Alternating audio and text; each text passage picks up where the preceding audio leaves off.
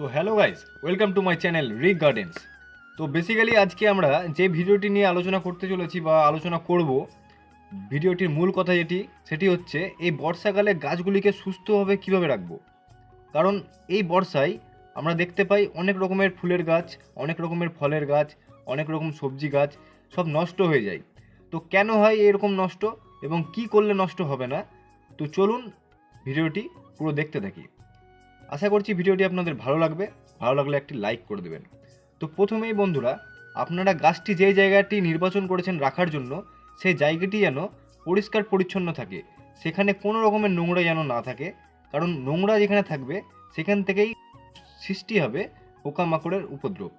এবং আপনারা যদি প্রত্যেক সপ্তাহে 1 চামচ করে লাল পটাশ, যেটা 0050 বলছে, সেই লাল পটাশ যদি প্রত্যেক সপ্তাহে 1 চামচ করে প্রত্যেকটা টবের গোড়ায় দিতে থাকেন, আপনাদের কথা দিতে পারি আমি, এই প্রবল বৃষ্টিও কোনো কিছু করতে পারবে না আপনাদের গাছকে।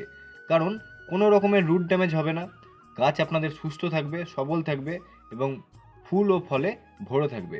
তো বন্ধুরা, আশা করছি ভিডিওটি আপনাদের ছোট্ট ইনফরমেশন দেওয়ার চেষ্টা করলাম এবং এই ভিডিওটি আপনাদের অনেক হেল্পফুল হবে।